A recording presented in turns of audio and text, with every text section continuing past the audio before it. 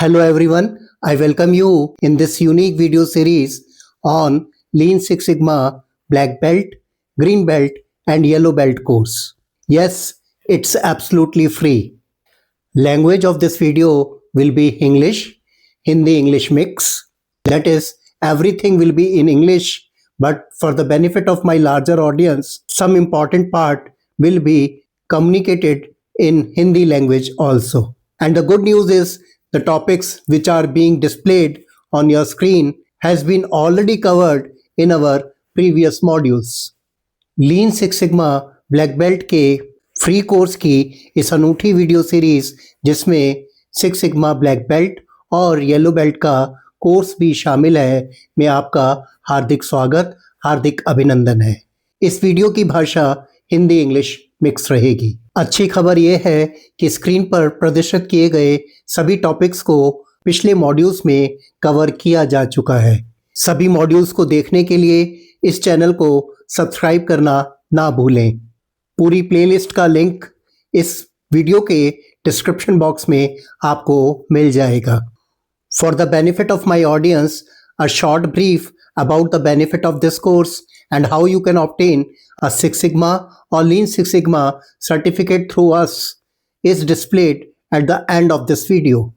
मेरे दर्शकों की सुविधा के लिए इस कोर्स के बेनिफिट्स और आप हमसे सिक्स सिग्मा या लीन सिक्स सिग्मा का सर्टिफिकेट कैसे प्राप्त कर सकते हैं, इसकी संक्षिप्त जानकारी मैंने इस वीडियो के अंत में दी हुई है। I am now displaying the agenda of this module on your screen. मैं आपकी स्क्रीन पर इस मॉड्यूल का एजेंडा प्रदर्शित कर रहा हूँ। So it's time for the first topic of this module and that is histogram. तो अब समय है इस मॉड्यूल के पहले टॉपिक को लेने का और वो है histogram. Histogram, which was given by Carl Pearson around 1890s, is a very powerful tool to visually analyze the health and capability of the process for a variable parameter such as diameter, length, weight, height, temperature, waiting time, response time, number of calls made, customer satisfaction score, etc. etc.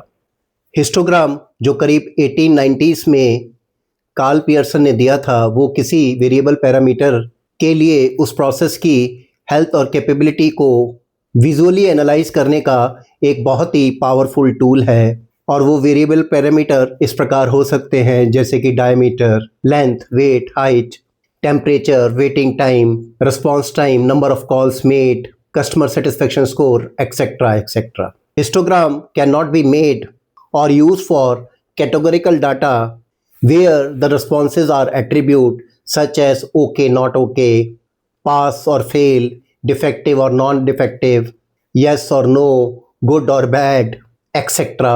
etc. Limitation ये है histogram की कि इसको categorical data में नहीं बनाया जा सकता। कैटेगोरिकल डाटा जहाँ की रिस्पॉन्स एट्रीब्यूट होते हैं वहाँ पर हिस्टोग्राम को यूज़ नहीं कर सकते। कैटेगोरिकल डाटा को एनालाइज करने के लिए काई स्क्वायर टेस्ट या स्ट्रेटिफिकेशन का यूज़ करना चाहिए। For analysing the categorical data, chi square test और स्ट्रेटिफिकेशन शुड बी यूज्ड। अपनी free six sigma black belt YouTube video series के मॉड्यूल 2 और मॉड्यूल 7 में हम ये डिस्कस कर चुके हैं कि किसी भी ऑर्गेनाइजेशन में हमारा जॉब डिज़ाइन टॉलरेंस और स्पेसिफिकेशन को कंसिस्टेंटली मीट करना है। हमने ये भी डिस्कस किया था स्पेसिफिकेशन को सिर्फ डिज़ाइनर्स या प्रोसेस ओनर्स ही बदल सकते हैं। इन module 2 and 7 of our free Six Sigma Black Belt YouTube video series, we have discussed that in any organization, our job is to meet the specifications or design tolerance on a consistent basis, and specifications can be only changed by designers or process owners. There, we have also discussed that the capability of a process is the ability to meet the desired product or process parameter within the defined specifications or design tolerance on a consistent basis. और वहीं पर हमने ये चर्चा भी की थी कि किसी भी प्रोसेस की कैपेबिलिटी उस प्रोसेस की डिजायर्ड प्रोडक्ट या प्रोसेस के पैरामीटर की डिफाइंड स्पेसिफिकेशन या डिज़ाइन टॉलरेंस को कंसिस्टेंट बेसिस पर मीट करने की एबिलिटी को कहते हैं। I am displaying some examples of specifications और डिज़ाइन टॉलरेंस और process target on your screen. मैं स्पेसिफिकेशंस या डिज़ाइन टॉलरेंस या प्रोसेस टारगेट के कुछ उदाहरण आपकी स्क्रीन पर प्रदर्शित कर रहा हूँ। Specifications are like shooting on a disc, where all shots are expected to fall inside the disc, especially when the game is very crucial or very critical.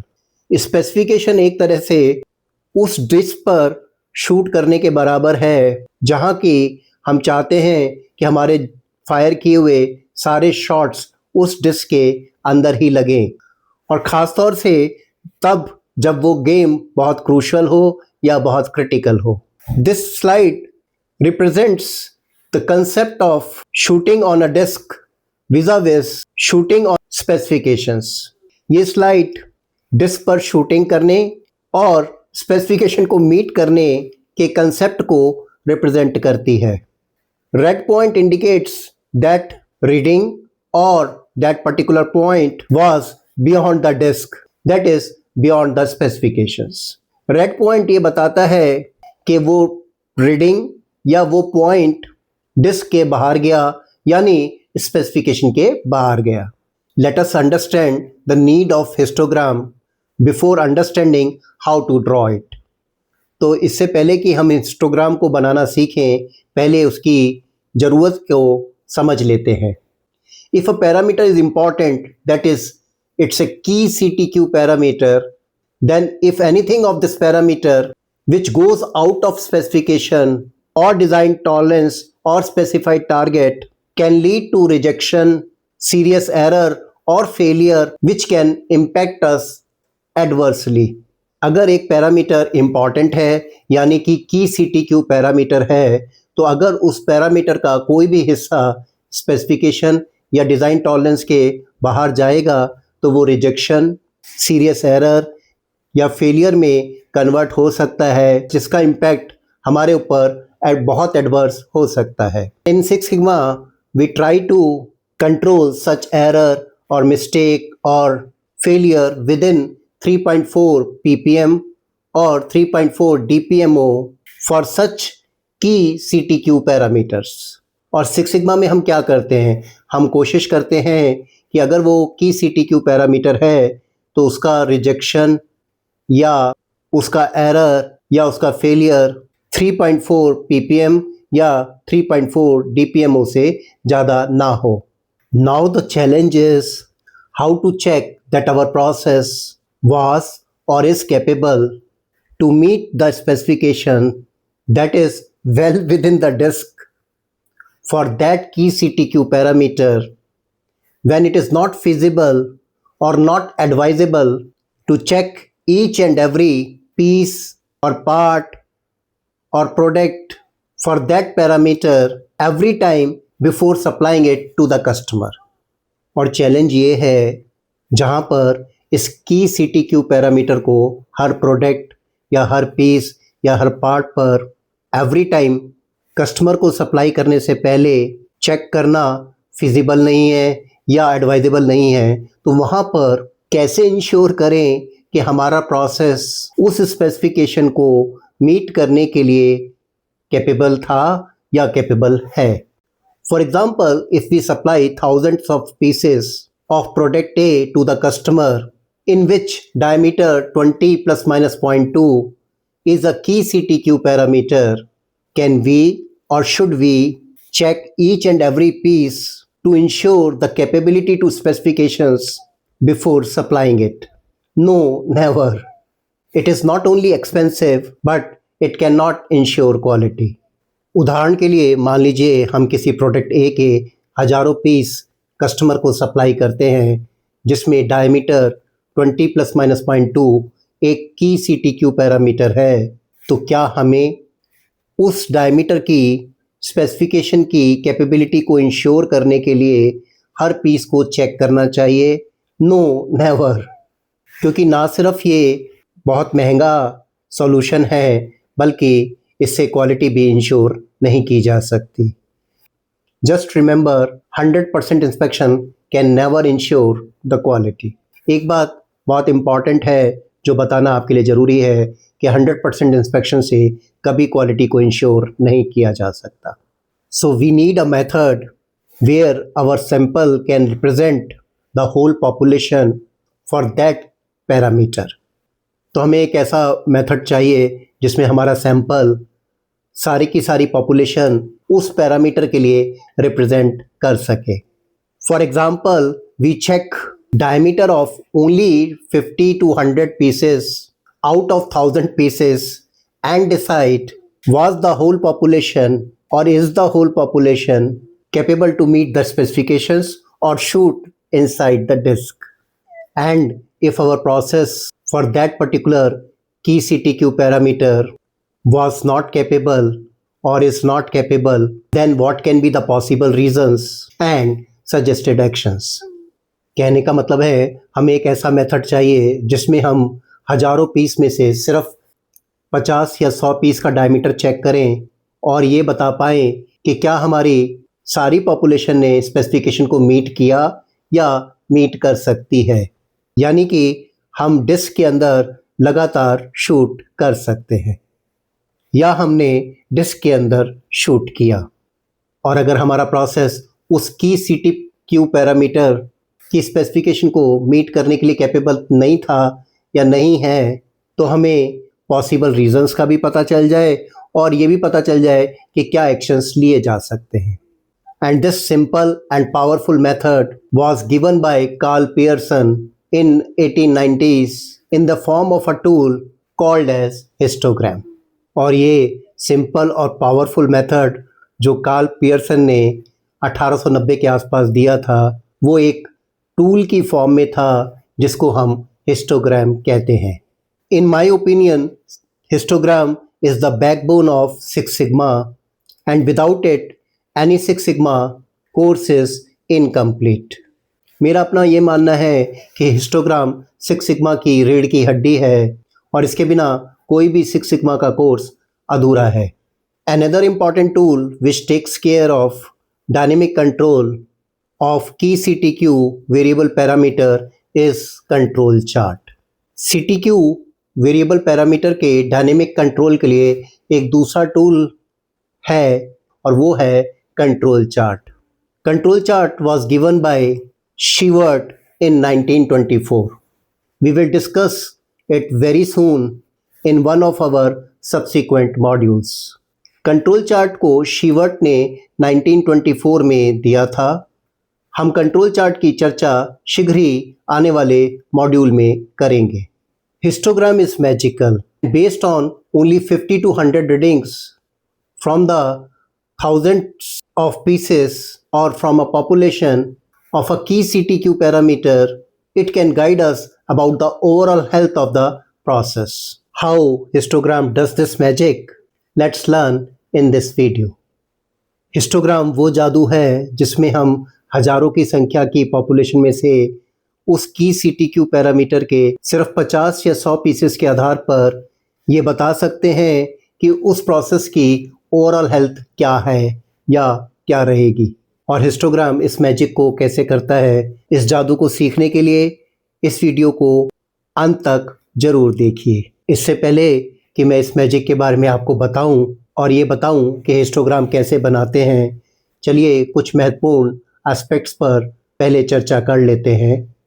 Before I guide you about how to make a histogram, let me first tell you about some important aspects. That is, what is histogram, its different shapes, how it is different from the bar diagram, normal distribution curve, common causes, assignable causes, skewness, kurtosis, and about the stable and capable processes. Histogram is a frequency diagram which looks like a bar diagram, but there is no gap between bars in a histogram. Histogram एक frequency diagram है जो कि देखने में बार diagram जैसे लगता है, but इसमें बार्स के बीच में कोई गैप नहीं होता। Unlike the bar diagram, number of bar and bar or cell width in histogram are calculated using a formula. Histogram में बार की चौड़ाई को लेने के लिए फार्मूला का यूज़ किया जाता है, ना कि उसको एज्यूम किया जाता है। In the histogram, x-axis should be variable and divided into equal class intervals. That is, bar width should be equal, which is also called as cell width. Histogram में जो x-axis होता है वो वेरिएबल पैरामीटर के लिए होता है, जिसको इक्वल क्लास इंटरवल में डिवाइड किया जाता है, यानी कि सभी बार की चौड़ाई बिल्कुल बराबर होती है, जिसको हम सेल विड्थ भी कहते हैं। This bar diagram is not a histogram. Why? Because x axis which represents machine is the categorical data and not variable. ये जो बार डायग्राम मैंने आपकी स्क्रीन पर लगाया है वो एक हिस्टोग्राम नहीं है, क्योंकि इसमें एक्स एक्सिस जो कि मशीन्स को प्रदर्शित कर रहा है वो एक कैटेगोरिकल डाटा है, ना कि variable. For categorical data we should make a bar diagram with space between the bars. Categorical data के लिए हमें बार डायग्राम बनाना चाहिए जिसमें बार्स के बीच में खाली जगह हो। This slide shows the bar diagram for the same categorical data. ये स्लाइड उसी कैटेगोरिकल डाटा के लिए बनाए गए बार डायग्राम को प्रदर्शित करती है। Even if one bar width is changed in a bar diagram, it does not change the inference or conclusion in a bar diagram. Bar diagram में अगर हम एक बार की विड्थ को या चौड़ाई को बढ़ा भी देते हैं या घटा भी देते हैं तो इससे बार डायग्राम के निष्कर्ष पर कोई असर नहीं पड़ता है। So bar width is not important in a bar diagram, but in a histogram bar width, equal bar width and no gap between bars is very very important. तो इसका मतलब बार डायग्राम में बार विड्थ इम्पॉर्टेंट नहीं है, जबकि histogram में bar की चौड़ाई और सभी बार की बराबर चौड़ाई और बार्स के बीच में किसी गैप का ना होना सभी बहुत महत्वपूर्ण है। Just note that histogram is made for one variable parameter at a time. That is, histogram is made for a single parameter. एक बात का जरूर ध्यान रखिएगा कि हिस्टोग्राम को सिर्फ एक वेरिएबल पैरामीटर के लिए एक बार में बनाया जाता है। Don't mix two variable parameter in one histogram. Hence, histogram should be preferably made for only key CTQ parameters or for a parameter which requires detailed study. दो वेरिएबल पैरामीटर को एक हिस्टोग्राम में मिक्स मत कीजिएगा। इसलिए histogram को सिर्फ की CTQ पैरामीटर के लिए या उस पैरामीटर के लिए बनाना चाहिए जिसमें डिटेल्ड स्टडी की जरूरत है। If we get only one peak at the center after drawing our histogram for a key CTQ parameter and almost half of the bars are towards the left side of the peak and remaining half are at the right side of the peak in a descending order, we call this histogram as a normal histogram. किसी की CTQ parameter के histogram बनाने के बाद अगर हमें एक लंबी सी पीक यानी चोटी ही सेंटर में मिलती है और करीब करीब आधी बार्स इस पीक के लेफ्ट साइड में होती हैं और करीब करीब आधी बार्स इस पीक के राइट साइड पर होती हैं और बार्स हमें डिसेंडिंग ऑर्डर में भी मिलती हैं यानी अवरोही क्रम में मिलती हैं, तो इस प्रकार के हिस्टोग्राम को हम नॉर्मल हिस्टोग्राम कहते हैं। In this case 3 bars are at the right side of the peak and 3 bars are at the left side of the peak. हमारे केस में 3 बार्स पीक के लेफ्ट साइड में हैं और 3 बार्स पीक के right side में हैं। If we get the shape of a normal histogram, that means our process for that variable parameter nearly follows a normal distribution curve, that is bell shape curve. अगर हमारे को एक normal histogram की shape मिल जाती है तो इसका मतलब ये है कि उस वेरिएबल पैरामीटर के लिए हमारा process nearly normal distribution curve को फॉलो करता है, जिसको हम बेल कर्व या घंटी का कर्व भी कहते हैं। We draw a normal distribution curve from the equation of normal distribution curve and not by joining the midpoints of bars of a histogram. Curve shown is only for presentation purpose. In short, we don't draw a normal curve in a histogram. Normal distribution curve को हम normal distribution curve की equation लगाकर ही बनाते हैं, ना कि histogram की bars के मिड पॉइंट को जोड़कर। नॉर्मल डिस्ट्रीब्यूशन कर्व इस स्लाइड में सिर्फ प्रेजेंटेशन पर्पस के लिए दिया गया है, इसको बार्स के मिड पॉइंट जोड़कर कभी नहीं बनाना चाहिए। This slide shows the formula of a normal distribution curve where fx means y. मैं इस स्लाइड में नॉर्मल डिस्ट्रीब्यूशन का फॉर्मूला प्रदर्शित कर रहा हूँ, जिसमें fx का मतलब y है। As per the central limit theorem, the distribution of average of the sample of a population tends to follow a normal distribution. Central limit theorem ये कहती है कि अगर किसी पॉपुलेशन में से सैंपल्स के मीन का डिस्ट्रीब्यूशन देखा जाए तो वो नॉर्मली डिस्ट्रीब्यूटेड होता है। Most important feature of a normal distribution curve is that it's mean, median and mode lies almost at the same value, and for the perfect normal distribution curve, that is bell-shaped curve, mean, median and mode coincides at the same value. Normal distribution curve की जो सबसे important विशेषता है वो ये है कि इसमें मीन, मीडियन और मोड लगभग एक ही वैल्यू होती हैं, और अगर यह कर्व परफेक्टली नॉर्मल है यानी परफेक्टली घंटी के आकार का है तो इसमें मीन, मीडियन और मोड बिल्कुल सेम होंगे। The area under the normal distribution curve can give us percentage population with in a given range which is calculated by mean and standard deviation. This has been explained in detail in module 8 of our free Six Sigma Black Belt YouTube video series. Normal distribution curve की एक और विशेषता है कि इसमें जो normal distribution के नीचे का एरिया है वो हमें किसी भी रेंज के अंदर की परसेंटेज पॉपुलेशन को दे सकता है, और जिसके लिए मीन और स्टैंडर्ड डेविएशन की ज़रूरत पड़ती है। ये कैसे किया जाता है इसको मैंने free six sigma black belt YouTube video series के 8वें मॉड्यूल में विस्तार पूर्वक बताया है।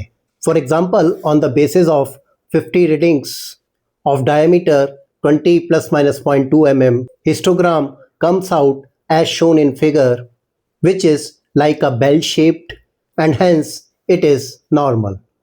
मैंने आपकी स्क्रीन पर एक हिस्टोग्राम प्रदर्शित किया है जो कि डायमीटर 20 ± 0.2 के 50 रीडिंग्स के आधार पर बनाया गया है। क्योंकि इस हिस्टोग्राम की शेप एक बेल कर्व की तरह है, इसलिए ये हिस्टोग्राम नॉर्मल है। The calculated average of this data is 20.02, mode is 20.025 and median is 20.025, and our histogram is also indicating that mean, median and mode is near to 20.025. So if histogram is normal, we can assume that it is almost like a normally distributed process. जो इस process का हमने mean यानी average निकाला वो आया 20.02, mode आया 20.025 और मीडियन आया 20.025, और हमारा हिस्टोग्राम भी ये बता रहा है कि मीन, मीडियन और मोड करीब करीब 20.025 है। इसलिए अगर हिस्टोग्राम नॉर्मल आता है तो हम ये एज्यूम कर सकते हैं कि ये प्रोसेस नॉर्मली डिस्ट्रीब्यूटेड प्रोसेस है। In short, if we make a histogram, then many a times we don't need to draw complex normal distribution curve. संक्षेप में मैं ये कहना चाहता हूँ कि अगर हम हिस्टोग्राम बना लें तो हमें कॉम्प्लेक्स या जटिल नॉर्मल डिस्ट्रीब्यूशन कर्व को बनाने की ज़रूरत नहीं है। If mean, median and mode are almost at the same point and histogram follows a pattern of single peak with almost half of the bars at the left side of the peak and almost half of the bar at the right side of the peak, और वो भी descending order में है, we can assume the distribution follows nearly a normal distribution curve. Just note it again, don't plot a bell curve on histogram, just assume the shape. संक्षेप में अगर हमें histogram में मीन, मीडियन और mode करीब करीब बराबर मिलते हैं या करीब करीब बराबर दिखाई देते हैं और हिस्टोग्राम में सिर्फ एक पीक है और करीब करीब आधी बार लेफ्ट साइड में है और करीब करीब आधी बार राइट साइड में है और वो भी डिसेंडिंग ऑर्डर में है, तो हम इस डिस्ट्रीब्यूशन को नॉर्मल डिस्ट्रीब्यूशन के लगभग बराबर मान सकते हैं। याद रखिएगा कि हमें हिस्टोग्राम के बार्स के मिड पॉइंट को जोड़कर कर्व नहीं बनाना है। It is not necessary that exactly the same number of bars should lie at the right and left side of the peak, that is mode. ये कोई ज़रूरी नहीं है कि हिस्टोग्राम की पीक के left side or right side में बराबर बार की संख्या हो। In this example, the total number of bars are 9. 5 bars are at the left side and 3 bars are on the right side. But it will be considered as a normal histogram because shape of the histogram is like a bell or near to a bell. इस example में histogram में 9 bars हैं जिसमें से कि 5 bars left side में हैं और 3 बार्स राइट साइड में हैं, पर फिर भी इसको नॉर्मल हिस्टोग्राम की तरह ट्रीट किया जाएगा क्योंकि इसकी शेप बेल की तरह ही है, बेल यानी घंटी। Giving data table is not necessary along with the histogram. Histogram के साथ डाटा टेबल को भी देना जरूरी नहीं है। If there is a little variation in height of bars as shown in this slide, consider that also as normal histogram. अगर bar की हाइट में थोड़ा बहुत वेरिएशन आता है जैसा कि इस स्लाइड में प्रदर्शित किया गया है, तो भी इस प्रकार के हिस्टोग्राम को नॉर्मल कंसिडर कीजिए। It is also not necessary that the total number of bars must be odd.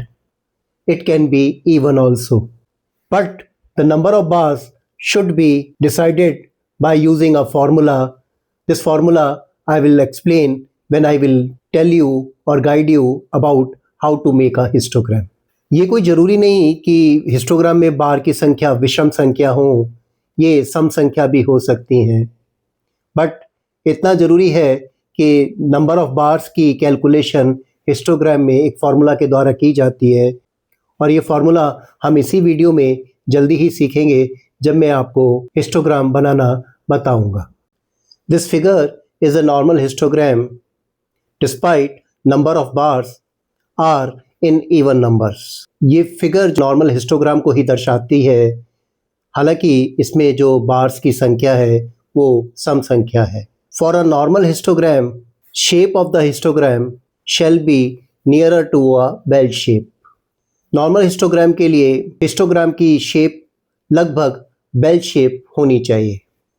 Late me now discuss one important topic that is common and assignable causes. जल्दी से मैं आपको एक महत्वपूर्ण टॉपिक के बारे में जानकारी दे देता हूँ और वो है common and assignable causes. Common causes which are also called as chance causes are the natural inherent source of variation that are always present in the process and affect all observations. Since these causes are always present or mostly present, the outcome of the process can be predicted within an estimated range based on historical or current data of the process with some degree of confidence level. Common causes, जिसको हम chance causes भी कहते हैं, वो process में होने वाला ऐसा नेचुरल और इनहेरेंट सोर्स ऑफ वेरिएशन है जो कि प्रोसेस में हमेशा मौजूद रहता है और सभी ऑब्जर्वेशन को प्रभावित करता है। क्योंकि कॉमन कॉजेस प्रोसेस में हमेशा मौजूद रहते हैं, इसलिए हिस्टोरिकल और करंट डाटा के आधार पर हम एक एस्टिमेटेड रेंज के अंदर प्रोसेस के आउटपुट को प्रेडिक्ट कर सकते हैं। A process with only common causes of variation is called a stable process for a particular parameter और आउटपुट। एक प्रोसेस जिसमें सिर्फ कॉमन कॉजेस मौजूद होते हैं, उस प्रोसेस को उस पैरामीटर या उस पर्टिकुलर आउटपुट के लिए स्टेबल प्रोसेस कहा जाता है। For example, normal traffic at 9 o'clock in the morning on working weekdays in a particular city is a common cause. उदाहरण के लिए किसी पर्टिकुलर सिटी में सुबह 9 बजे वीकडेज पर होने वाला नॉर्मल ट्रैफिक कॉमन कॉजेज़ की वजह से होता है। If only common causes are present, then based on our past experience or data of traffic at 9 a.m. on weekdays, we can estimate the time range in which we will reach our office depending on our start time from the home and the mode of road transport. तो अगर सिर्फ common causes हैं तो हमारे past अनुभव के आधार पर और हमारे डाटा के आधार पर हम एक टाइम रेंज का अनुमान लगा सकते हैं जिस टाइम रेंज के अंदर हम ऑफिस पहुंचेंगे, depending on our start time from home and depending on our mode of road transport. On the other hand, assignable causes, which are also called as special causes, are unusual source of variation that are not part of a normal process and arise due to specific identifiable factors. Since these causes occur unpredictably, the output of the process cannot be reliably predicted based on historical or current data. दूसरी तरफ assignable causes, जिनको हम special causes भी कहते हैं, वो process में होने वाला एक ऐसा अनयूजुअल वेरिएशन है जो कि नॉर्मल प्रोसेस का पार्ट नहीं होता। क्योंकि असाइनेबल कॉजेज बिना बताए आते हैं, इसलिए हिस्टोरिकल या करंट डाटा के आधार पर भी हम प्रोसेस के आउटपुट का अनुमान नहीं लगा सकते अगर सिस्टम में असाइनेबल कॉजेस हैं। Assignable causes make the process unstable for that output. Assignable cause उस आउटपुट के लिए उस प्रोसेस को अनस्टेबल बना देते हैं। For example, a major road accident at around 9 a.m. on a particular weekday is an assignable cause. It's sudden and unpredictable. It does not happen every day. उदाहरण के लिए, अगर किसी पर्टिकुलर वीकडे पर 9 बजे के आसपास कोई मेजर रोड एक्सीडेंट हो जाता है तो वो एक असाइनेबल कॉज कहलाएगा, क्योंकि ये बता के तो नहीं आया है और अचानक से आया है, लेकिन ये रोज नहीं होता है। Because of this unexpected accident that is assignable cause, the estimated time to reach the office based on our past experience may no longer be accurate for that particular day, regardless of our same start time from our home and using the same mode of road transport. इस unexpected accident की वजह से हम उस दिन कितने बजे पहुंचेंगे इसका अनुमान नहीं लगाया जा सकता, चाहे हमारे पास कोई पास्ट डाटा या पास्ट एक्सपीरियंस ही क्यों ना हो, और चाहे हम समय पर घर से निकले हों और हमने same mode of transport he use क्यों ना किया हो। One thing which is very important that assignable causes does not occur regularly or frequently.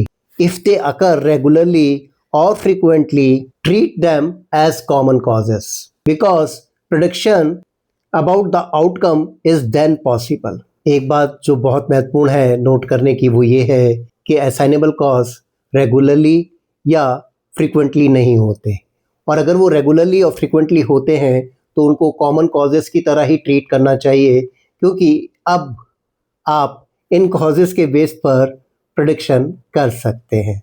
I am sharing with you some examples of common and assignable causes in this slide. मैं slide में आपको common causes और assignable causes के कुछ उदाहरण प्रदर्शित कर रहा हूँ।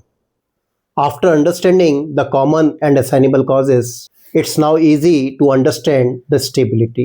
Common causes और assignable causes को जानने के बाद अब stability को समझना बहुत आसान है।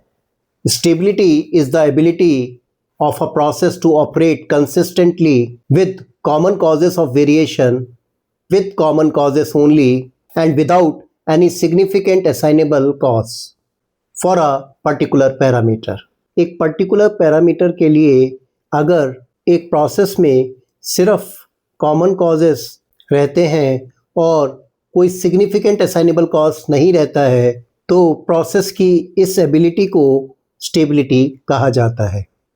एक बात स्टेबिलिटी में ज़रूरी है कि ये एबिलिटी प्रोसेस की लंबे पीरियड तक होनी चाहिए।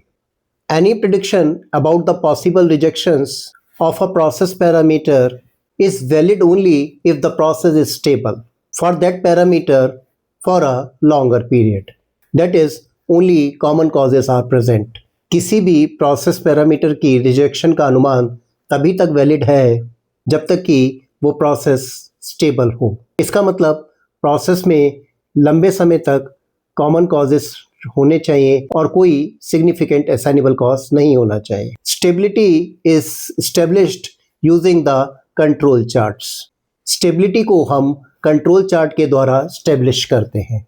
We will discuss about the control charts, specially the X bar R chart and CPK, PPK, CMK in one of our future modules of our free Six Sigma Black Belt YouTube video series. हम control chart की चर्चा और CPK, PPK, CM के ये चर्चा अपनी six sigma black belt YouTube video series के किसी एक फ्यूचर मॉड्यूल में जरूर करेंगे। Even without using a control chart, a histogram can provide indication of possible rejections. However, only control chart can confirm stability. बिना कंट्रोल चार्ट को इस्तेमाल किए हम हिस्टोग्राम के द्वारा भी पॉसिबल रिजेक्शन का एक अनुमान लगा सकते हैं। हालांकि स्टेबिलिटी सिर्फ कंट्रोल चार्ट के द्वारा ही कंफर्म की जा सकती है। आई am displaying a histogram of a process on your screen. This process is normal because the shape of the histogram is normal. It means this process has no significant assignable cause. मैं आपकी screen पर एक histogram प्रदर्शित कर रहा हूँ और ये बताता है कि ये प्रोसेस नॉर्मल है क्योंकि हिस्टोग्राम की शेप नॉर्मल है। इसका मतलब ये है कि इस प्रोसेस में कोई सिग्निफिकेंट असाइनेबल कॉज नहीं है। But the big question is it capable? That is, capable to meet the specification of 20 plus minus 0.2 mm. But जो सबसे बड़ा क्वेश्चन ये है कि क्या ये प्रोसेस कैपेबल है। कैपेबल का मतलब ये है कि क्या ये प्रोसेस 20 प्लस माइनस 0.2 की स्पेसिफिकेशन को मीट करने के लिए कैपेबल है या नहीं। To know the capability of a process from a histogram we have to put specification limit on the histogram. Process की कैपेबिलिटी को पता लगाने के लिए हमें इस हिस्टोग्राम के ऊपर स्पेसिफिकेशन लिमिट को लगाना होगा। And after putting the specification limit that is 20 plus minus 0.2 on this histogram that is the disk, we are clear that our process is not able to meet the specifications and hence this process is not capable. और जैसे ही हमने histogram के ऊपर specification limit लगाई तो हमें ये पता चल गया कि ये प्रोसेस इस स्पेसिफिकेशन लिमिट को बनाने के लिए कैपेबल नहीं है। After putting the specification limit on this histogram indicates that this process is producing rejections from the both side, that is below the lower specification limit of 19.8 and above the upper specification limit of 20.2. इस histogram में specification limit को लगाने के बाद ये पता चलता है कि ये प्रोसेस स्पेसिफिकेशन लिमिट के दोनों तरफ से रिजेक्शन कर रहा है। 19.8 लोअर स्पेसिफिकेशन लिमिट से नीचे भी पीसेस बन रहे हैं और अपर स्पेसिफिकेशन लिमिट 20.2 से ऊपर भी पीसेस बन रहे हैं। And the issue with this process is that the spread of the process is very high, that is precision is very low. और इस प्रोसेस में जो सबसे मेन मुद्दा है वो ये है कि इस प्रोसेस का स्प्रेड बहुत ज़्यादा है, यानी प्रिसीशन बहुत कम है। Maximum spread is required 20 plus minus 0.2 that is 0.4 and the actual spread is from 19.7 to 20.4 that is 0.7 mm. जो मैक्सिमम स्प्रेड चाहिए वो है 20 प्लस माइनस 0.2 यानी कि 0.4 और जो स्प्रेड आ रहा है इस प्रोसेस का वो आ रहा है 19.7 से लेकर 20.4 यानी 0.7 mm। And the solution of this process is that it requires a major intervention to control the spread or the variation. और इस प्रोसेस का सॉल्यूशन आसान नहीं है, इसके वेरिएशन को कंट्रोल करने के लिए मेजर इंटरवेंशन चाहिए. And this intervention may even lead to machine or process change in a worst scenario. और वर्स्ट सिनेरियो में इस प्रकार का इंटरवेंशन मशीन या प्रोसेस चेंज की तरफ भी इशारा कर सकता है. What about this process? Is it normal? इस प्रोसेस के बारे में आपका क्या ख्याल है? क्या ये नॉर्मल है? Yes, this process is normal because the shape is normal, that is bell shaped. हाँ, ये प्रोसेस नॉर्मल है क्योंकि इसकी शेप नॉर्मल है, यानी कि बेल शेप्ड है. And my next question is it capable? और मेरा अगला प्रश्न ये है, क्या ये प्रोसेस कैपेबल है? Yes, but just capable to meet the specifications. हाँ, ये कैपेबल है, बट इसको हम जस्ट कैपेबल ही कहेंगे. दो this process is better than the previous one as far as capability is concerned, but it also needs immediate focus to reduce the spread. Why? Because rejections are likely there in the population or in future population, both towards the lower specification side and above the upper specification side, even if no rejections was reported in the sample of 50 pieces. हालांकि ये process पहले वाले process से better है, पर इसमें भी spread को कंट्रोल करने के लिए या इसको रिड्यूस करने के लिए इमीडिएट फोकस चाहिए. ऐसा मैं क्यों कह रहा हूँ? क्योंकि इस हिस्टोग्राम के आधार पर इस बात की संभावना बहुत अधिक है कि जो पीस बने हैं या जो पीस बनेंगे उसमें लोअर साइड से और अपर साइड से रिजेक्शन हो सकती है, चाहे जो 50 पीसेस का सैंपल लिया गया है उसमें कोई भी रिजेक्शन ना हो. So what about this process? Yes, it's normal and also capable. Picture speaks more than words. इस प्रोसेस के बारे में आपका क्या ख्याल है? हाँ, ये नॉर्मल भी है और कैपेबल भी है. पिक्चर हमेशा शब्दों से ज़्यादा बोलती हैं. To maintain this process like this on a consistent basis in future, we should put a dynamic control in the form of X bar R chart.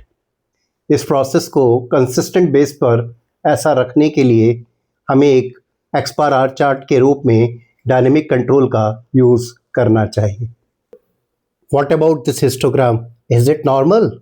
Yes yes, it's normal because the shape of the histogram is normal. इस histogram के बारे में आपका क्या विचार है? Is it normal? क्या ये नॉर्मल है? हाँ हाँ, ये नॉर्मल है क्योंकि इसकी शेप जो है वो नॉर्मल है. But this process is not capable because this process is producing rejections below the lower specification limit. But ये process capable नहीं है क्योंकि ये lower side से नीचे भी piece बना रहा है, यानी rejection कर रहा है. But good news is that this process can be easily made capable by shifting or adjusting the process setting towards the upper side by around 0.12 mm.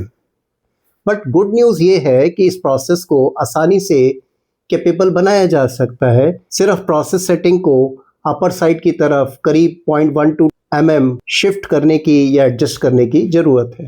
So our learning so far is, तो हमारी अब तक की learning इस प्रकार है.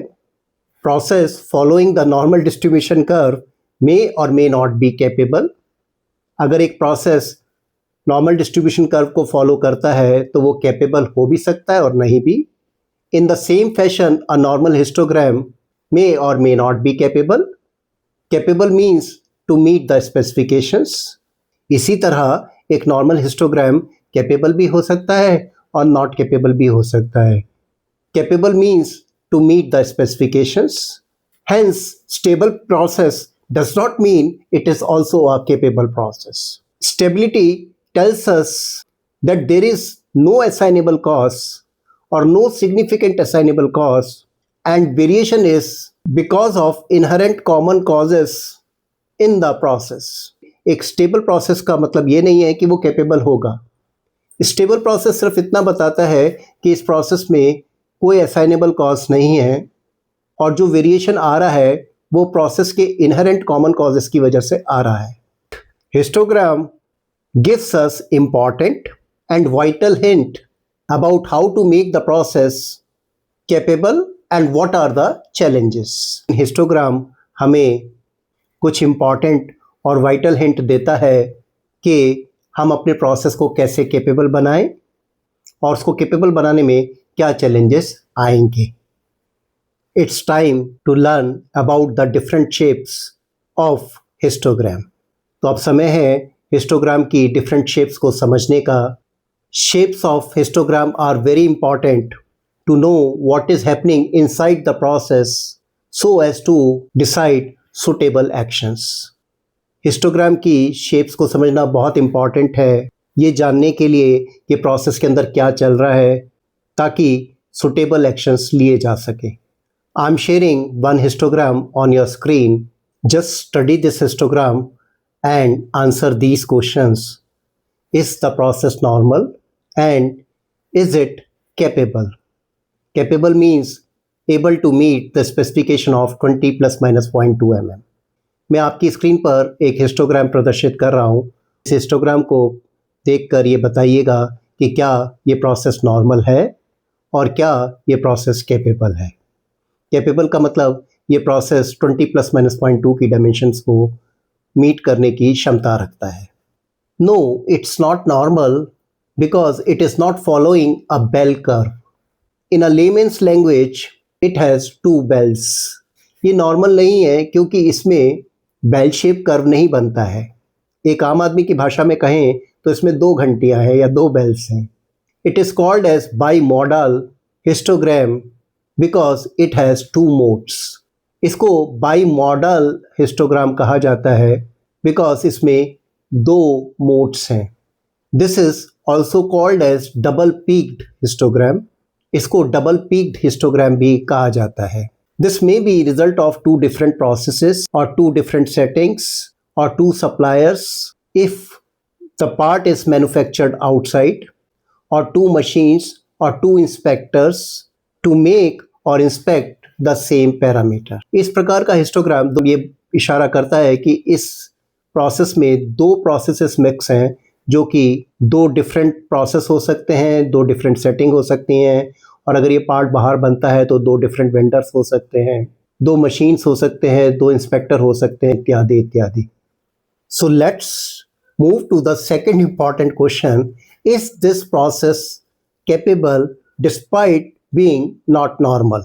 तो अब चलते हैं दूसरे प्रश्न की तरफ जो बहुत महत्वपूर्ण है कि क्या ये प्रोसेस कैपेबल है हालांकि ये नॉर्मल नहीं है।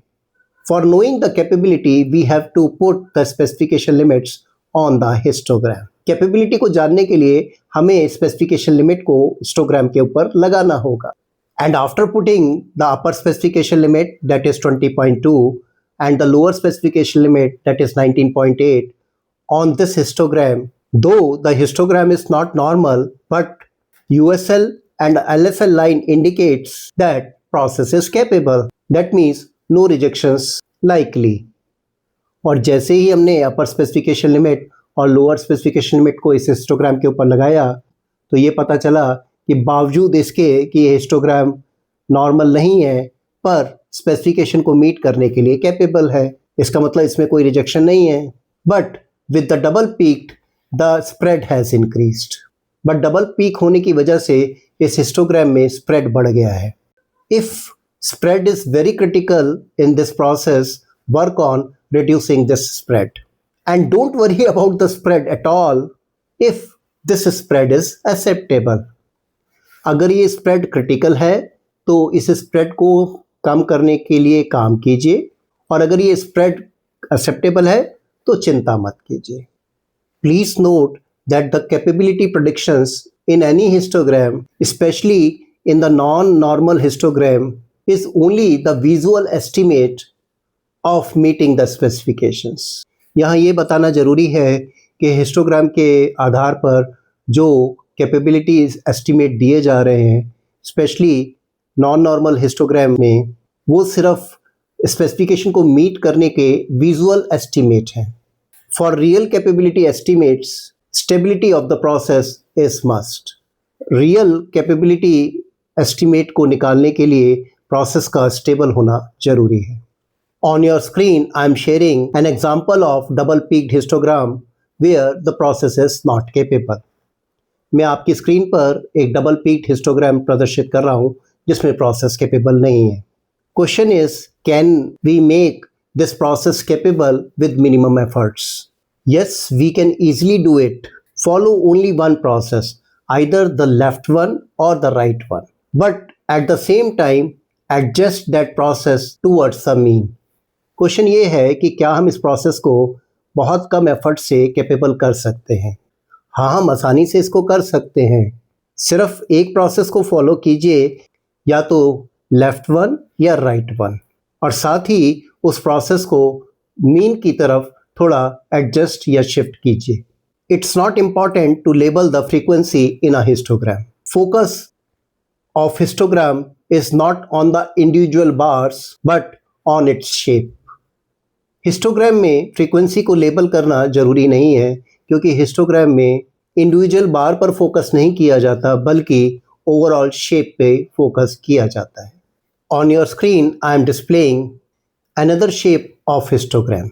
मैं आपकी स्क्रीन पर हिस्टोग्राम की एक और शेप प्रस्तुत कर रहा हूँ। Question is this process normal and is this process capable? Question ये है कि क्या ये प्रोसेस नॉर्मल है और क्या ये प्रोसेस कैपेबल है? It's not normal again because it is not following a bell-shaped curve. In layman's language, it has almost a flat top.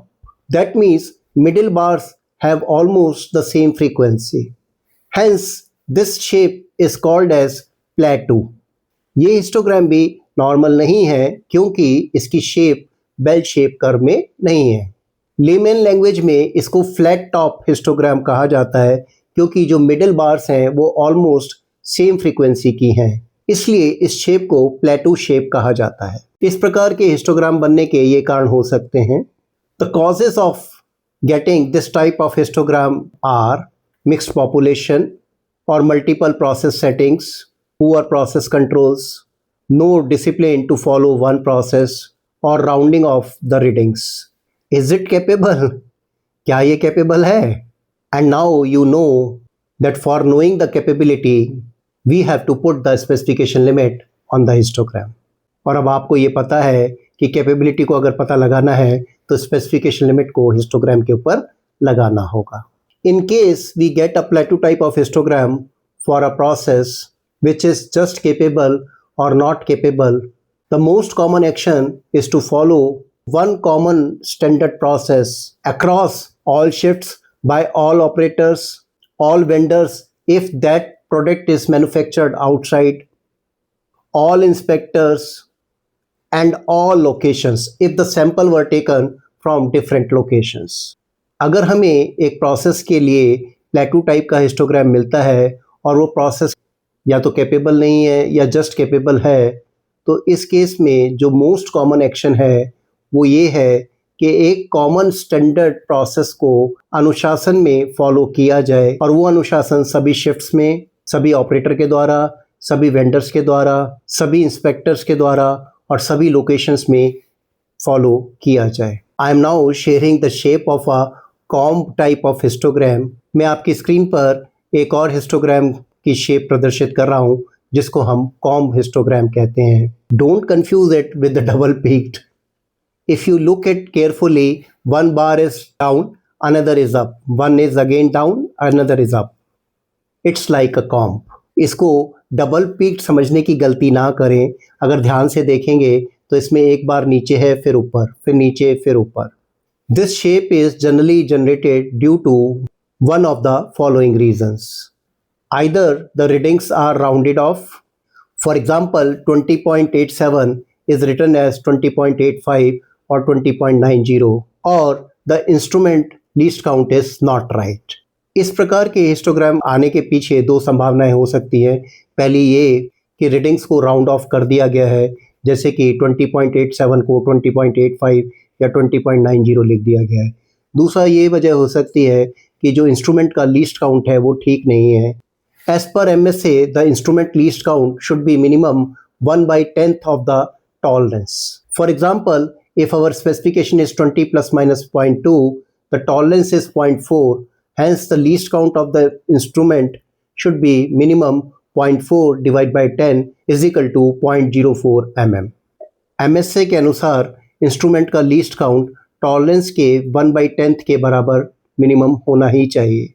मान लीजिए अगर हमारी टॉलरेंस 20 प्लस माइनस 0.2 है तो टॉलरेंस हुई 0.4, तो हमारा इंस्ट्रूमेंट का लीस्ट काउंट कम से कम 0.4 divide by 10 is equal to 0.04 होना ही चाहिए. If alternative bars remains empty, that is has zero frequency, that is also called as COM structure. अगर एक छोड़कर एक बार के अंदर जीरो वैल्यू आती है और वो बार खाली रहती है तो भी उसको COM structure कहा जाएगा. Coming to our favorite important question, is this process capable? And now you all know how to check capability by putting specification limit on the histogram. तो अब चलते हैं हम अपने दूसरे फेवरेट क्वेश्चन की तरफ, जो ये है कि क्या ये प्रोसेस कैपेबल है या नहीं. और अब तो आपको सबको ये पता ही है कि स्पेसिफिकेशन लिमिट को हिस्टोग्राम के ऊपर लगा के कैपेबिलिटी का अंदाज़ा कैसे लगाते हैं. Com type again name or may not be capable, but if it is not capable, action should be taken to correct the measurement system using MSA studies. Comb type structure भी capable या not capable दोनों हो सकता है, but अगर com type process capable नहीं है तो MSA स्टडीज़ के द्वारा मेजरमेंट सिस्टम को करेक्ट करने के एक्शन जरूर लेने चाहिए. MSA studies are must before relying any decision based on measurement. Measurement के आधार पर डिसीजन लेने से पहले हमें MSA स्टडीज़ जरूर कंडक्ट करनी चाहिए. We will discuss about the attribute and variable studies of MSA in our future modules of Free Six Sigma Black Belt YouTube video series. हम attribute और variable दोनों MSA studies को इस Free Six Sigma Black Belt YouTube video series के भविष्य के module में ज़रूर कवर करेंगे. If we get a very high bar at LSL or USL or at both the side, histogram is called as truncated histogram. अगर हमें histogram में एक बहुत बड़ी बार LSL यानी लोअर स्पेसिफिकेशन लिमिट पर मिलती है या अपर स्पेसिफिकेशन लिमिट पर मिलती है या दोनों पर मिलती है, तो इस प्रकार के हिस्टोग्राम को हम ट्रंकेटेड हिस्टोग्राम कहते हैं. Truncated histogram is often called a hard cut or clipped distribution. Truncated histogram को हम हार्ड कट या क्लिप डिस्ट्रीब्यूशन भी कहते हैं. In a truncated histogram one lower bar can also be beyond specifications, but you will definitely get a high bar on acceptable boundary limits, either on the left side or right side or at both side. Truncated histogram में एक छोटी बार specification के बाहर भी हो सकती है, but acceptable limit के ऊपर आपको एक बड़ी बार जरूर मिलेगी, चाहे वो लोअर स्पेसिफिकेशन लिमिट पर हो या अपर स्पेसिफिकेशन लिमिट पर हो या दोनों जगह हो. Truncated histogram typically happens because of 100% inspection और सॉर्टिंग. ट्रंकेटेड हिस्टोग्राम आने की वजह या तो 100% इंस्पेक्शन हो सकती है या सॉर्टिंग हो सकती है, जिसको हम सेग्रीगेशन भी कहते हैं. Where acceptable boundary limit is different from LSL or USL, you will find the high bar at acceptable boundary limit rather than at LSL or USL. अगर acceptable boundary limit USL या LSL से अलग होती है तो आपको ये जो high bar है वो acceptable boundary limit पे मिलेगी, ना कि upper specification limit और lower specification limit पर. If you get a high bar towards the lower side, it is mostly because the process was producing parts below the lower acceptable limit, but those parts were either manually removed or pushed into the lower specification limit or lower acceptable limit. अगर आपको एक high bar lower acceptable limit की तरफ मिलती है तो ये इशारा करती है कि प्रोसेस तो लोअर एक्सेप्टेबल लिमिट के नीचे भी जा रहा है और रिजेक्शन बना रहा है, पर या तो उन रीडिंग्स को या उन पार्ट्स को रिमूव कर दिया गया है उन 50 रीडिंग्स में जिससे हिस्टोग्राम बनाया गया है, और या उन पार्ट्स को एक्सेप्टेबल लिमिट्स में खिसका दिया गया है. And if you get a high bar towards upper side, it's mostly because the process was producing parts above the upper acceptable limit, but those parts were either manually removed or pushed into the upper acceptable limit. और अगर आपको एक बड़ी बार अपर acceptable limit की side में मिलती है तो ये इशारा करता है कि प्रोसेस अपर साइड के ऊपर भी रिजेक्शन बना रहा है, लेकिन या तो उन पार्ट्स को उन 50 रीडिंग्स में कंसीडर नहीं किया गया, मतलब उनको बाहर रखा गया रिजेक्शन को, या उनको अंदर खिसका दिया गया. And in case you get high bars at lower and upper acceptable limits, that means rejections were happening from the both sides, but those parts are either manually removed or pushed inside the acceptable limits. और अगर आपको ये बड़ी बार lower और अपर acceptable limit दोनों तरफ मिलती है तो इसका मतलब रिजेक्शन दोनों तरफ से हो रही थी और दोनों तरफ से या तो रिजेक्टेड पार्ट को अलग कर दिया गया है या उनको लिमिट के अंदर खिसका दिया गया है. The next shape of histogram is called as skewed histogram. A skewed histogram is where the data is not symmetric and one side has a longer tail than the other side. तो अगली shape जो मैं histogram की ले रहा हूँ वो skewed histogram की ले रहा हूँ. स्क्यूड हिस्टोग्राम का मतलब ये है कि डाटा सिमेट्रिक नहीं है. स्क्यूड हिस्टोग्राम की पहचान ये है कि इसमें एक तरफ लंबी टेल बनती है. Skewed histogram are of two types. Skewed histogram दो टाइप के होते हैं. One is negatively skewed or left skewed histogram, and second is positively skewed or right skewed histogram. Skewed does not mean that the other side is empty. It only means that the one side is longer. Skewed का मतलब ये नहीं है कि एक तरफ बिल्कुल खाली है. ये बताता है कि एक तरफ टेल लंबी है या बार की संख्या बहुत ज़्यादा है. A question which is generally asked is skewed histogram normal. एक क्वेश्चन जो जनरली पूछा जाता है कि क्या skewed histogram normal है. Its answer is yes for one-sided specification. In one-sided specification, it's very common to get a skewed histogram. And despite its shape is not like a bell curve, we can consider it as normal histogram for one-sided specification. And the reason for this is our tendency in one-sided specification is to strictly control the output from one side, and process is allowed to drift away towards other side. One sided specification में skewed histogram का बनना बहुत common बात है. One sided specification में इस प्रकार के स्क्यूड हिस्टोग्राम को नॉर्मल कह सकते हैं. इसके पीछे यही कारण है क्योंकि हम एक तरफ बहुत स्ट्रिक्ट कंट्रोल रखते हैं और दूसरी तरफ प्रोसेस को ड्रिफ्ट होने की आज़ादी देते हैं. But in case of double sided specification, if we get a skewed histogram, consider it as truncated. In short, skewed histogram in case of double-sided specification is not normal. But अगर हमें double sided specification के case में skewed histogram मिलता है तो उसको truncated की तरह ट्रीट कीजिए, क्योंकि डबल साइडेड स्पेसिफिकेशन में skewed histogram को नॉर्मल कंसिडर नहीं किया जाता. On your screen, I am displaying some examples of one-sided specification where a skewed histogram is very common and considered as normal. मैं आपकी स्क्रीन पर one-sided specification के कुछ एग्जाम्पल प्रस्तुत कर रहा हूँ जिसमें skewed histogram का आना नॉर्मल यानी स्वाभाविक है और इसे नॉर्मल हिस्टोग्राम की तरह ट्रीट करना चाहिए.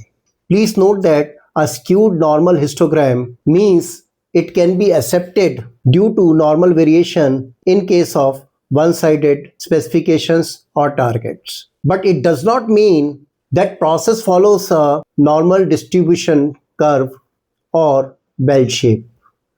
One-sided specification में skewed histogram का बनना स्वाभाविक है, but इसका मतलब ये नहीं है कि अगर हमने वन साइडेड स्पेसिफिकेशन में स्क्यूड हिस्टोग्राम को नॉर्मल कंसीडर किया है तो प्रोसेस भी नॉर्मल डिस्ट्रीब्यूशन कर्व की प्रॉपर्टी को फॉलो करेगा। नहीं, ये कभी नहीं होगा।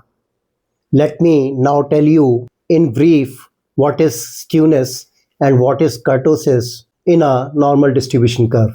तो मैं संक्षेप में ये भी बता देता हूँ कि स्क्यूनेस और कर्टोसिस का नॉर्मल डिस्ट्रीब्यूशन कर्व में क्या मतलब है, क्या अर्थ है।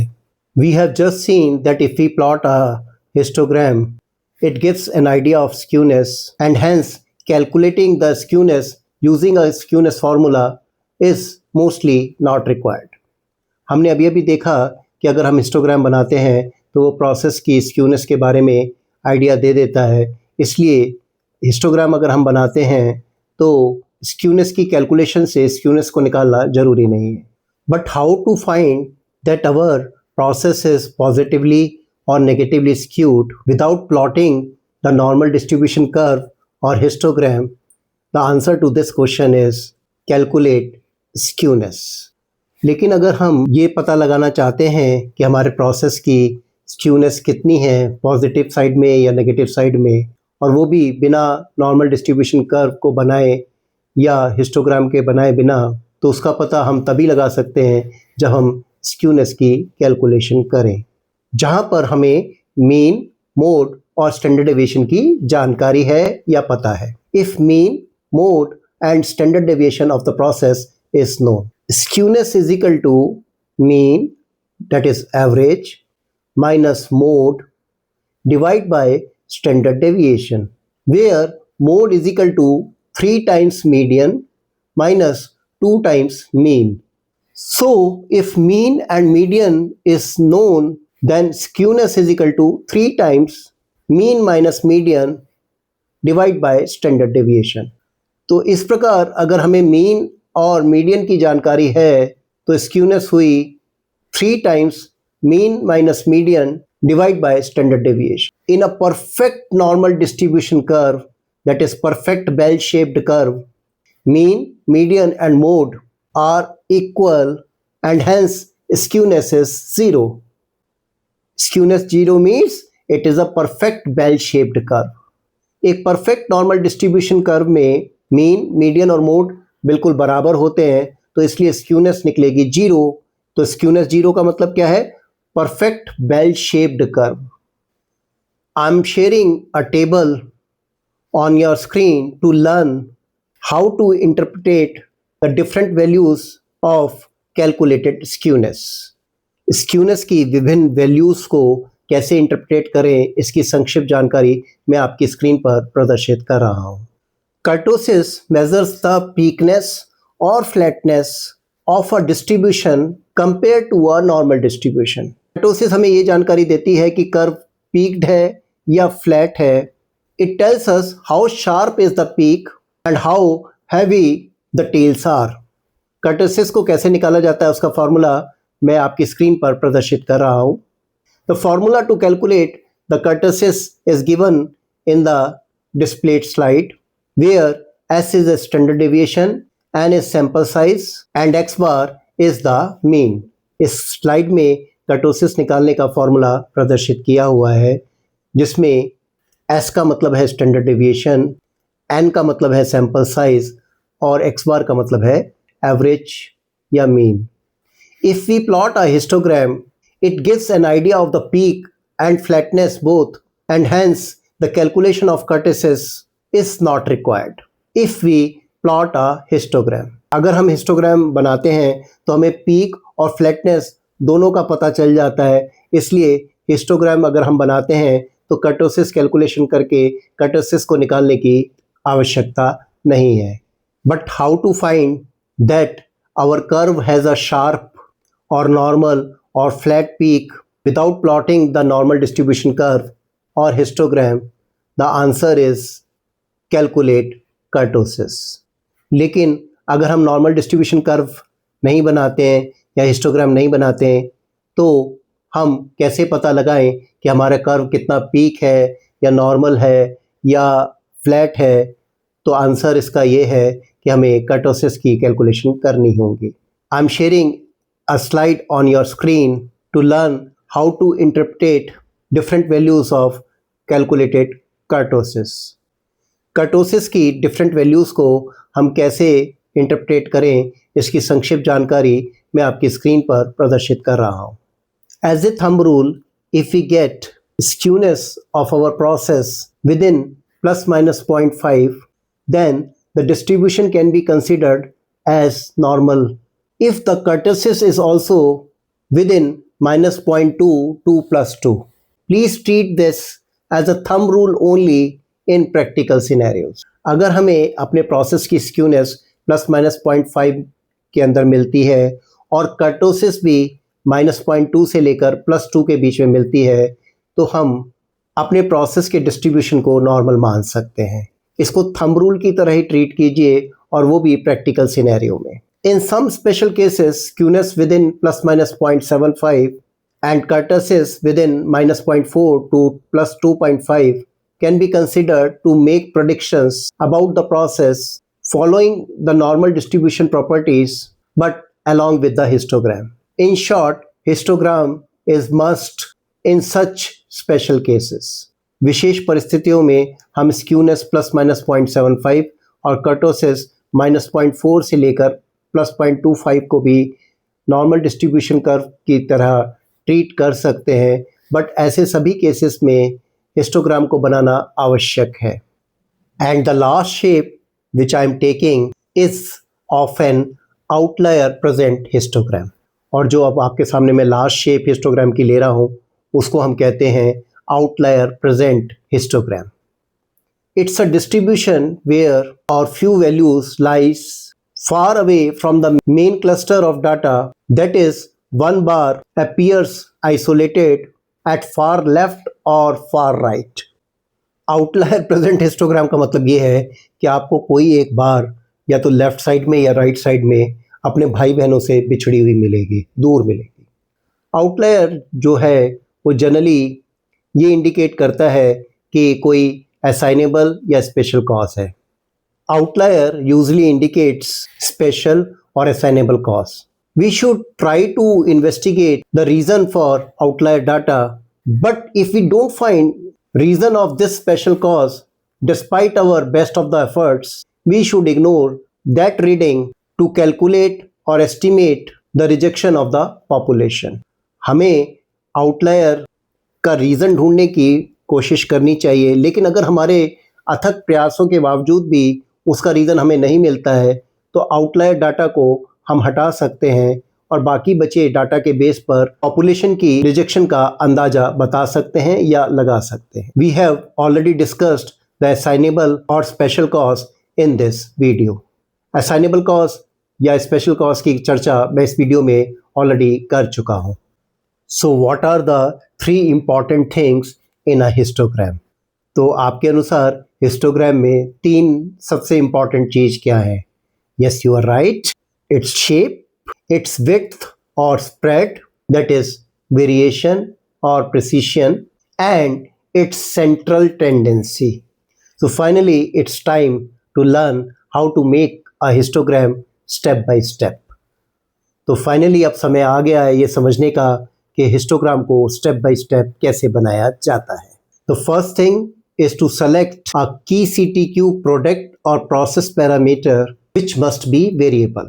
तो सबसे पहले ये है कि हमें प्रोडक्ट या प्रोसेस का एक की CTQ पैरामीटर चुनना चाहिए जो कि वेरिएबल होना जरूरी है.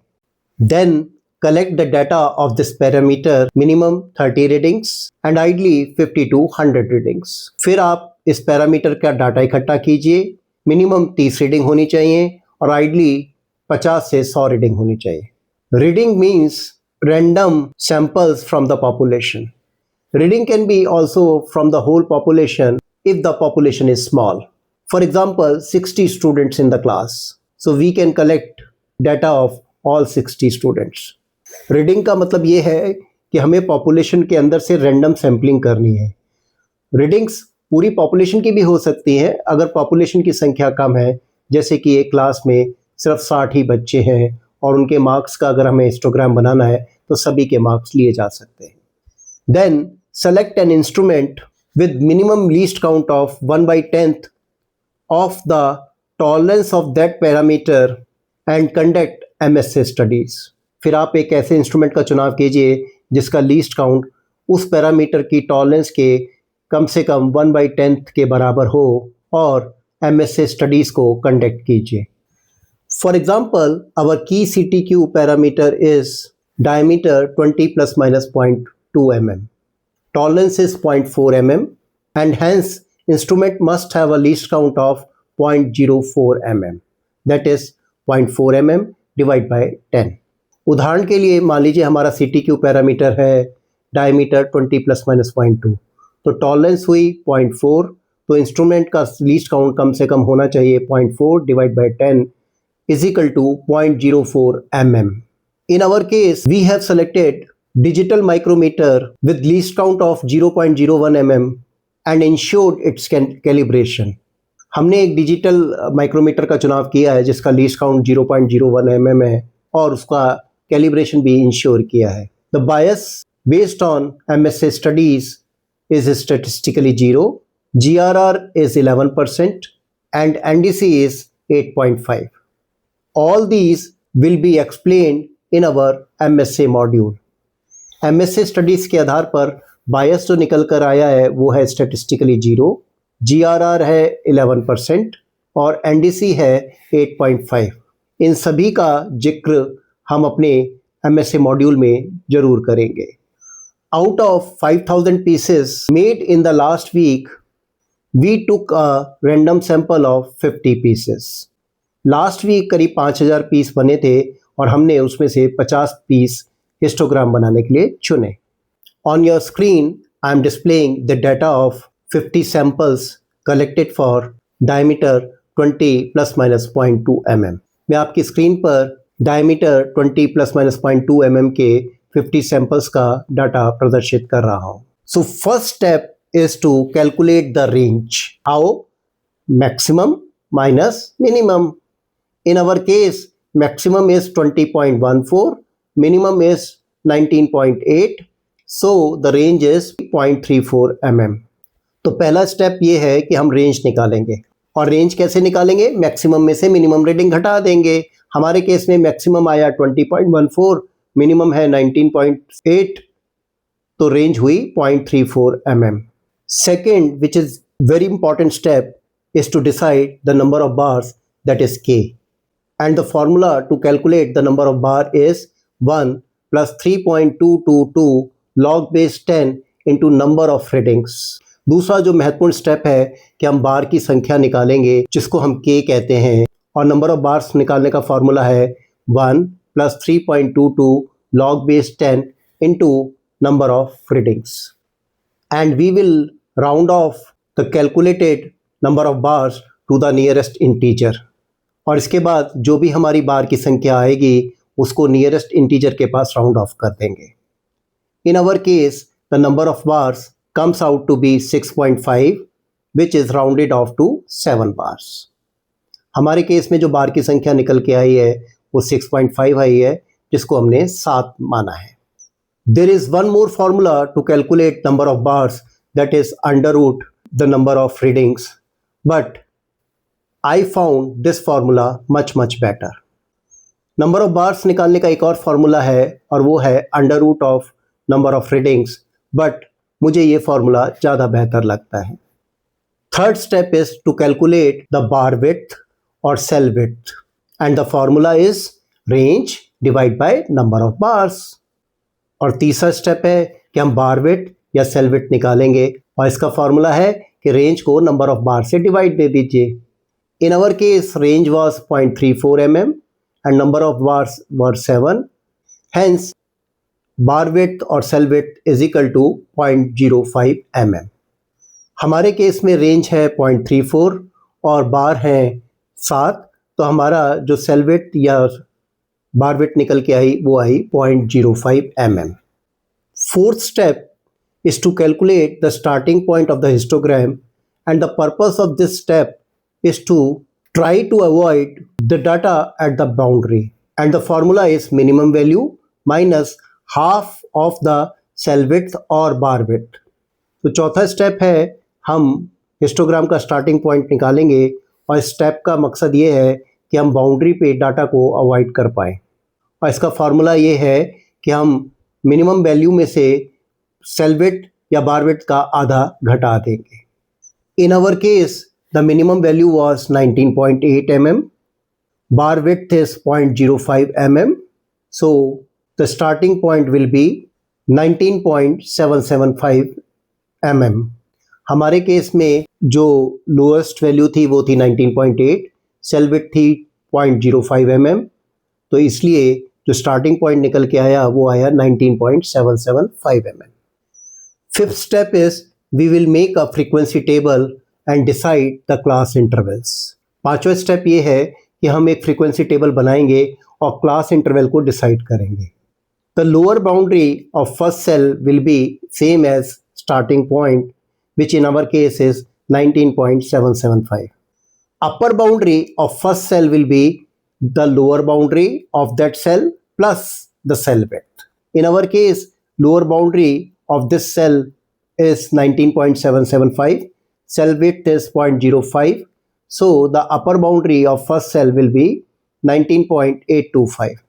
जो पहले सेल की लोअर बाउंड्री होगी वो स्टार्टिंग पॉइंट के बराबर होगी जो हमारे केस में है 19.775, और जो अपर बाउंड्री इस सेल की होगी वो इस सेल की लोअर बाउंड्री में सेल विड्थ को ऐड करके मिल जाएगी। हमारे केस में फर्स्ट सेल की लोअर बाउंड्री थी 19.775, सेल विड्थ थी 0.05।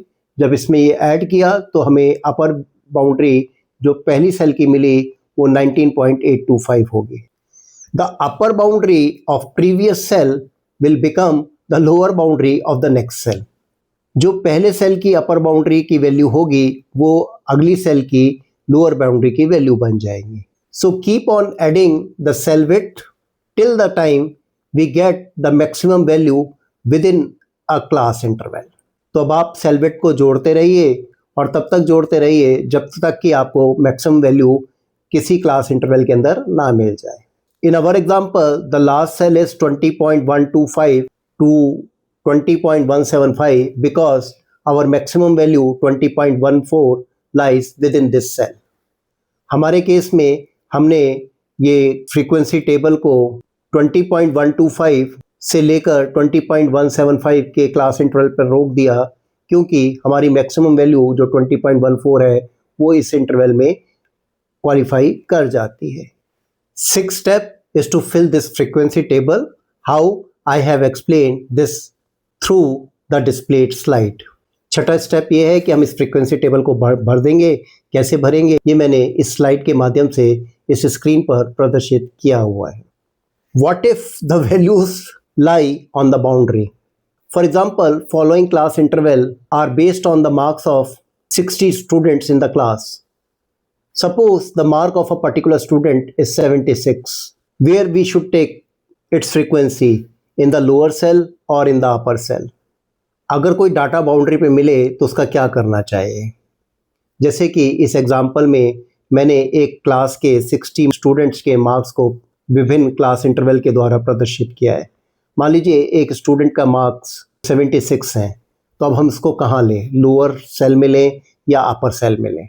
Answer to this question is if the data lies at the boundary we should take it in a upper cell, that is 76 to 84 instead of 68 to 76।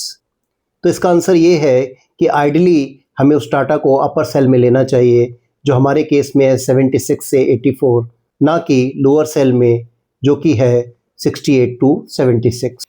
Practically we can take such data even in the lower cell but follow the same rule for any other data which lies on the boundary of the cells.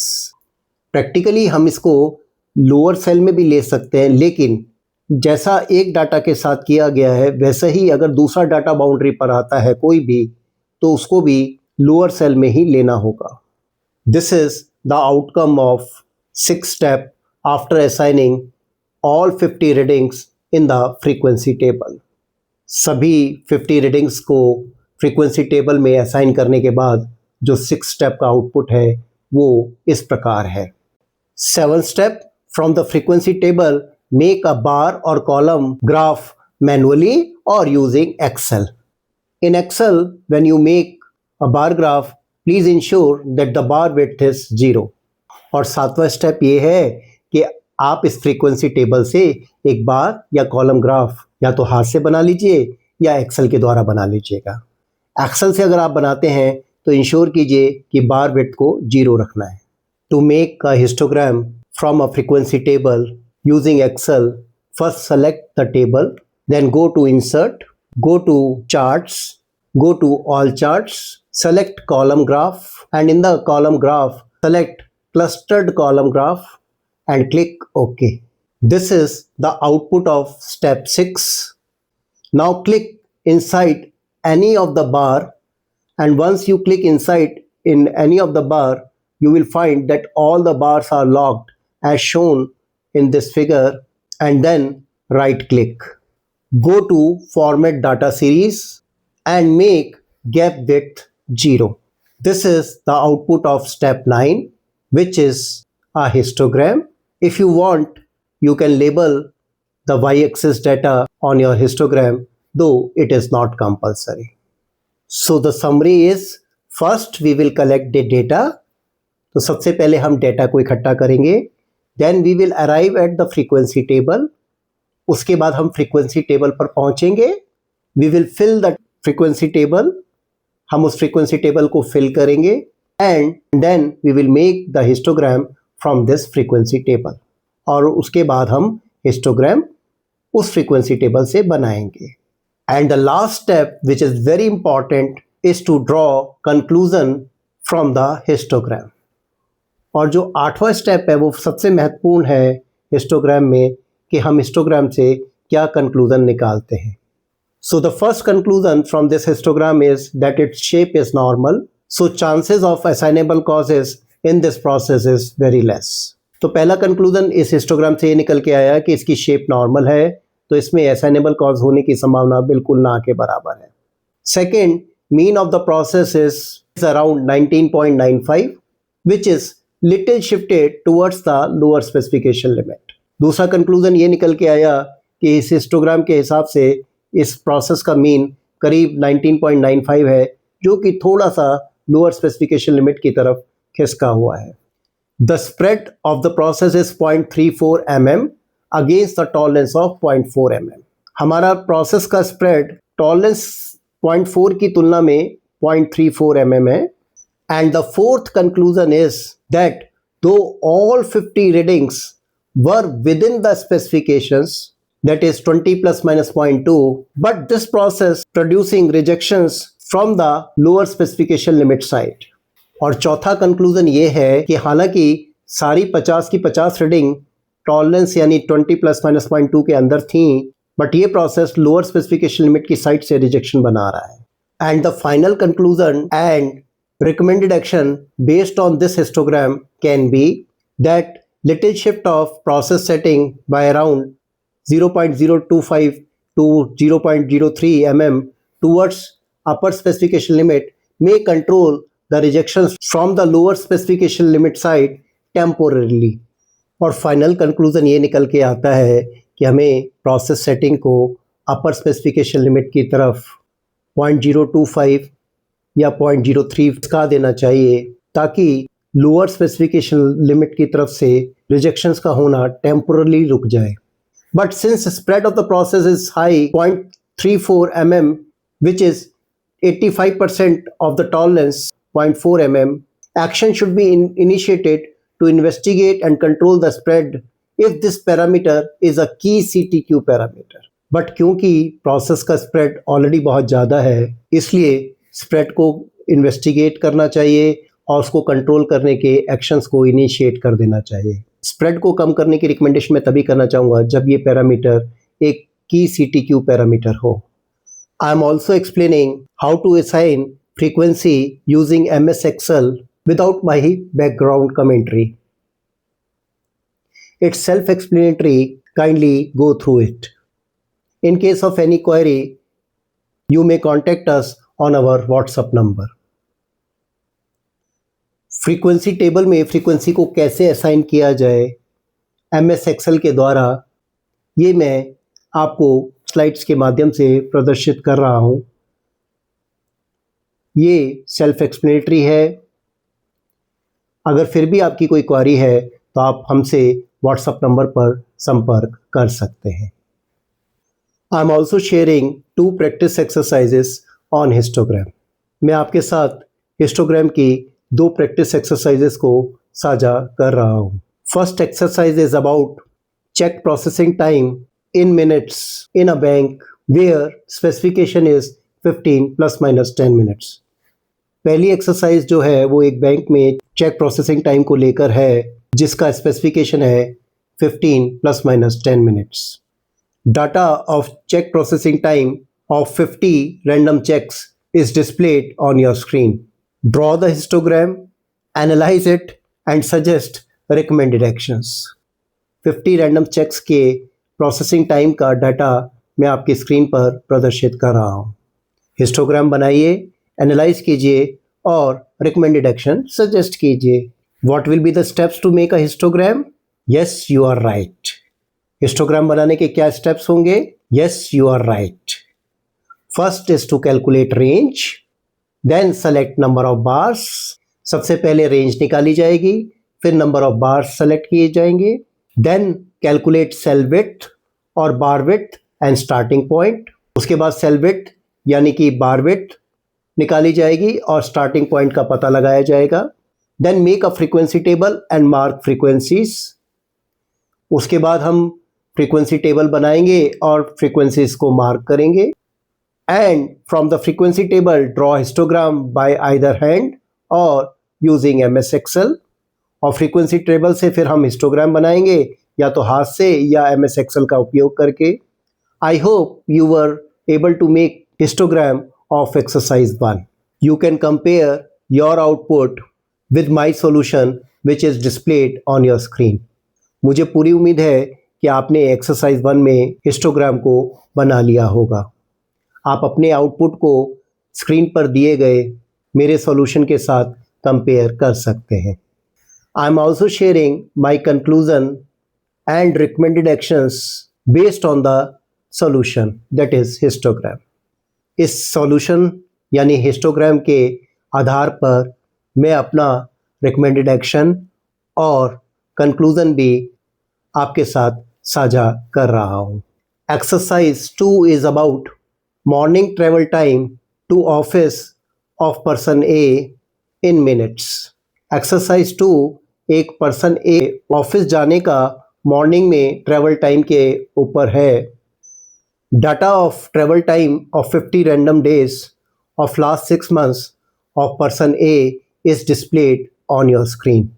Last 6 months में person ए के travel time का 50 days का random data मैंने आपकी screen पर प्रदर्शित कर दिया है। हिस्टोग्राम बनाइए, एनालाइज कीजिए और रिकमेंडेड एक्शन सजेस्ट कीजिए। Draw the histogram, analyse it and suggest recommended actions. For the benefit of my audience, I am displaying the outcome that is histogram based on exercise 2। अपनी दर्शकों की सुविधा के लिए मैं इस एक्सरसाइज का आउटकम आपकी स्क्रीन पर प्रदर्शित कर रहा हूँ। You may send your analysis of this histogram along with recommended actions if any to us on our WhatsApp number. आप चाहें तो आप अपनी एनालिसिस और रिकमेंडेड एक्शंस हमें हमारे WhatsApp नंबर पर भेज सकते हैं। See you very soon with our next module. जल्दी ही आपसे अगले मॉड्यूल में मुलाकात होगी। But don't leave and watch till end to know about how you can obtain Six Sigma or Lean Six Sigma Black Belt, Green Belt or Yellow Belt certificate through us. This information is being given at the end of this video.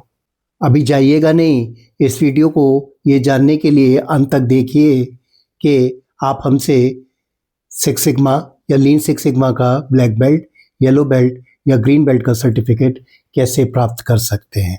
इसकी संक्षिप्त जानकारी मैंने इस video के अंत में दी हुई है। Let me quickly tell about myself, जल्दी से अपने बारे में बता दूं। I am Pankaj Agarwal, I am a corporate trainer, motivator, change management consultant, advisor and life coach. I'm also a trainer on Six Sigma Black Belt and Six Sigma Master Black Belt. The name of my company is Simply Dhruv. Simply Dhruv was started in year 2003 by me and my wife Madhusmita Agarwal, where simply means to make things simple and Dhruv is the name of my son. I have also written a book on problem solving which I have not published for market yet.